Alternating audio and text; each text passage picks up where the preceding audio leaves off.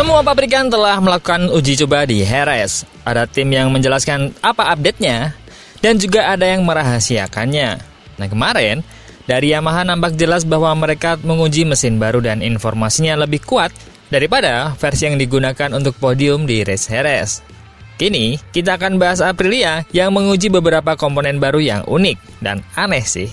Tapi pulang membawa kabar positif. Dan Ducati tampaknya cueki dan kesampingkan permintaan Pecco Bagnaia hingga kabur dari media. Ada kabar lengkap dari Honda soal mesin baru dan seperti apa lengkapnya kita bahas.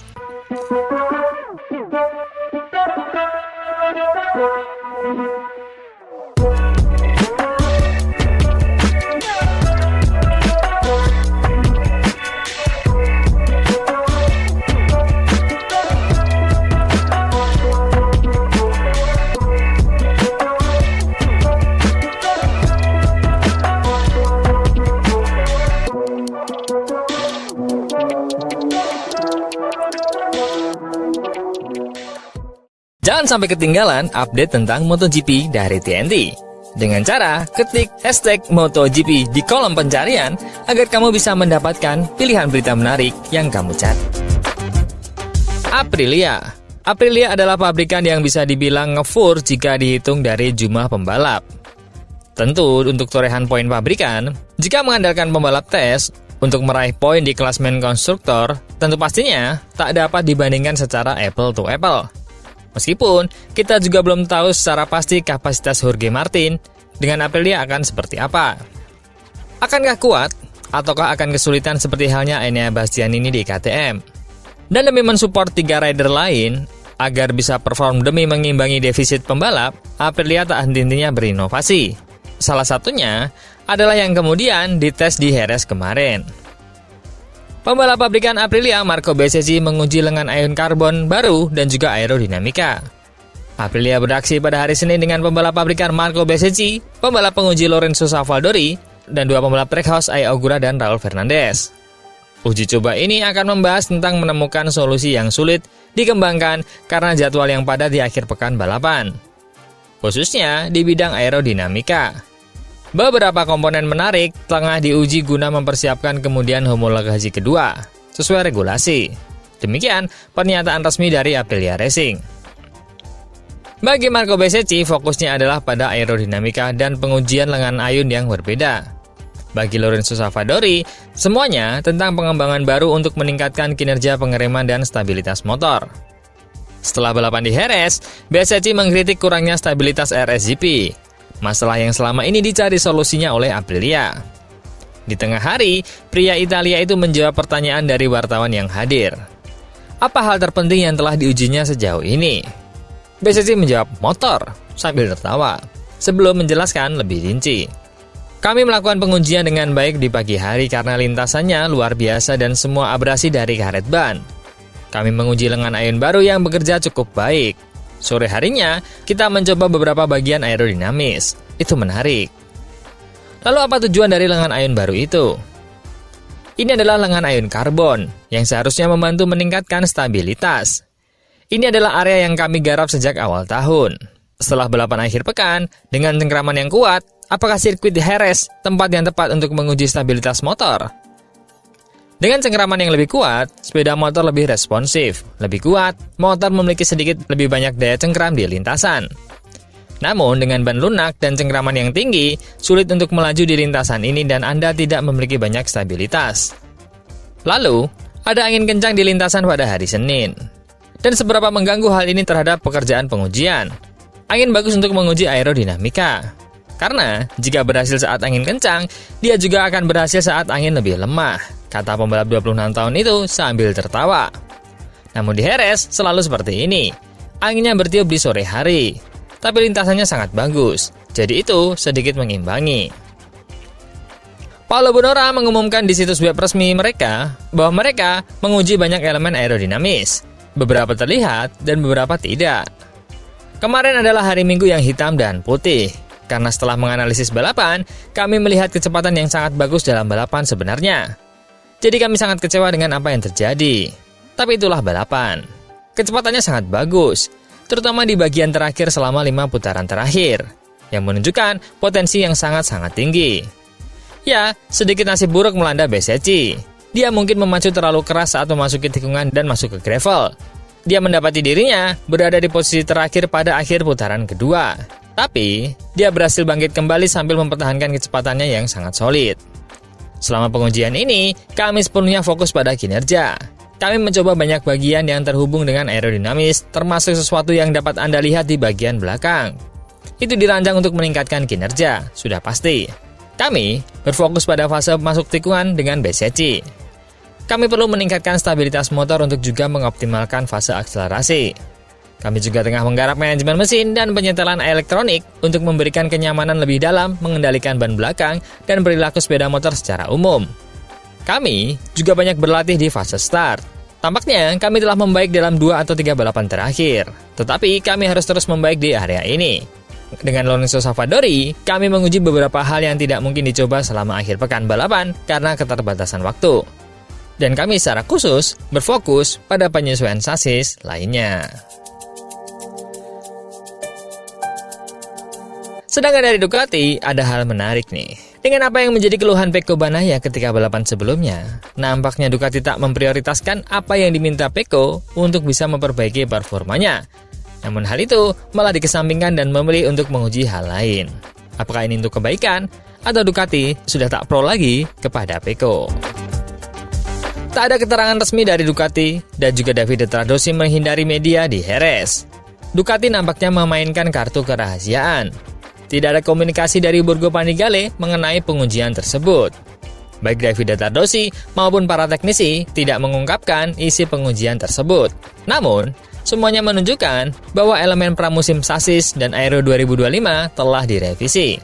Dan Fabio Di Gia telah mengonfirmasi pengujian dan menyebutnya sebagai bagian baru. Dengan suhu udara 26 derajat dan suhu di lintasan 44 derajat, kondisinya ideal.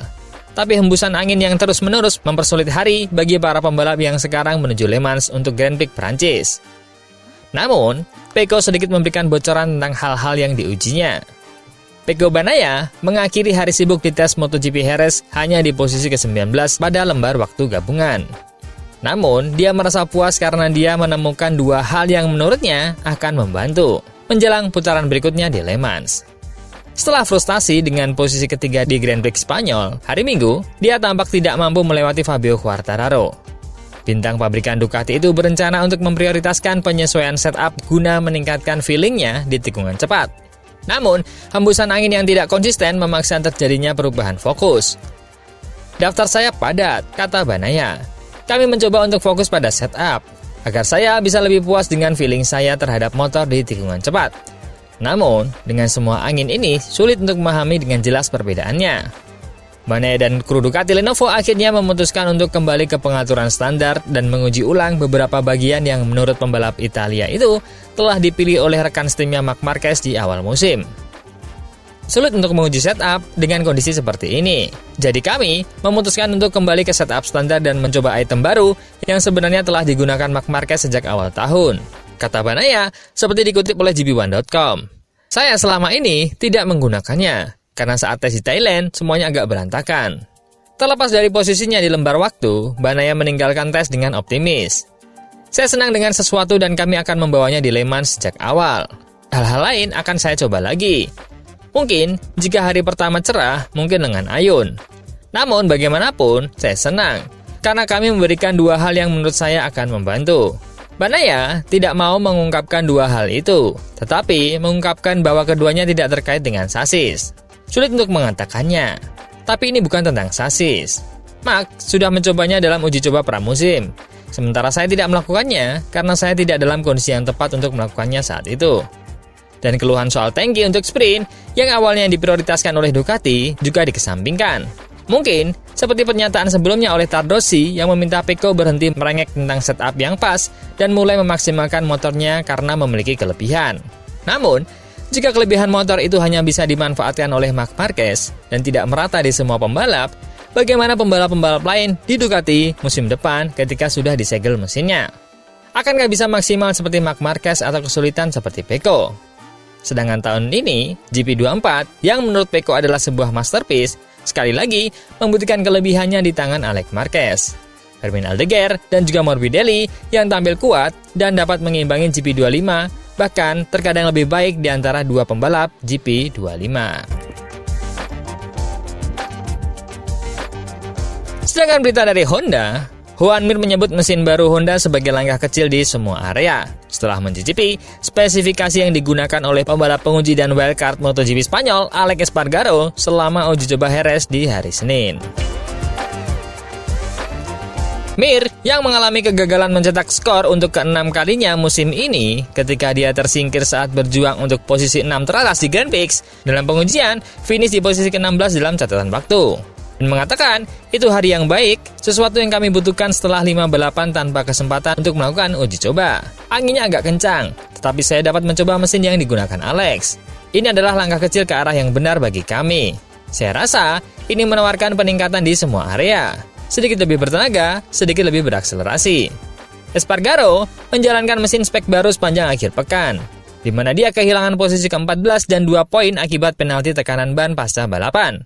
Dengan RCV, spesifikasi 2025, bersaing untuk menjadi yang terbaik di belakang Ducati, prioritas Mir adalah memastikan peningkatan mesin yang dirasakan di Jerez akan berlanjut ke sirkuit lain. Kami harus memastikan bahwa peningkatan ini dan mesin ini tidak memberi kami masalah yang tidak diharapkan. Karena kita berada dalam situasi yang berbeda dengan sebelumnya. Sekarang, kita memiliki dasar yang dapat diterima dan kinerja yang dapat diterima dengan yang sekarang. Jadi, kami harus memastikan bahwa jika kami mendapatkan mesin ini, dibandingkan dengan mesin yang sebelumnya, kecepatannya akan lebih tinggi. Ketika ditanya apakah mesin tersebut memberikan tenaga lebih besar dan keuntungan lebih luas, Mir mengonfirmasi. Karakternya sangat mirip. Mereka sedikit meningkatkan semua area, lebih linier, dan lebih sedikit bertenaga. Di track ini, bukan yang terbaik untuk mencoba kecepatan tertinggi. Namun, saya akan mengatakan bahwa ini adalah langkah kecil di semua area. Honda, seperti Yamaha, diizinkan untuk memperkenalkan mesin baru selama musim karena peringkat konsesi D-nya. Dengan demikian, jika data sesuai dengan masukan Mir, desain baru ini dapat dihomologasi untuk digunakan pada putaran berikutnya di Le Mans. Sedangkan Luca Marini, pembalap terbaik kedua Honda saat ini, dilihat dari peringkatnya, mengatakan, kami berbagi hal-hal yang akan diuji, tapi saya tidak fokus pada mesin. Luca Marini menjelaskan kepada gp1.com. Dari komentar yang saya dengar, ini sedikit lebih baik, dan saya senang dengan hasilnya. Memang benar bahwa rekan timnya merasa puas dengan potensinya, tetapi tetap meminta kehati-hatian mengingat kondisi lintasan tertentu, antara angin dan cengkraman yang tinggi di lintasan. Honda harus menguji ulang mesin baru di sirkuit berbeda sebelum menyelesaikan penggunaannya. Sementara itu, Luca Marini fokus pada fitur-fitur baru yang dibawa oleh pabrikan Jepang tersebut. Dimulai dengan swing arm baru, tetapi dia tidak ingin mengungkapkan apapun tentangnya. Bagus, tetapi saya tidak bisa menjelaskan secara rinci. Saya juga melihat kemajuan di sini, tapi masih terlalu dini untuk membuat penilaian mengingat angin dan cengkraman tinggi yang biasa terjadi pada uji coba yang kami lakukan pada hari Senin. Meski bersikap hati-hati, pembalap asal Italia itu tetap mengatakan dia merasa puas dengan perasaannya bahwa segala sesuatunya berjalan ke arah yang benar. Seperti yang telah terjadi sejak awal musim, karena tidak terlalu fokus pada catatan waktu, dia finish di posisi ke-18 dan tidak mewakili apapun dalam catatan waktu gabungan. Kami melakukan banyak perbandingan, sehingga para teknisi memiliki semua data untuk dianalisis dengan tenang. Selain feeling saya untuk mengidentifikasi jalur pengembangan, secara keseluruhan, apa yang saya minta mengarah pada perbaikan. Saya senang dengan apa yang telah disiapkan oleh HRC. Ini adalah hari yang baik bagi kami.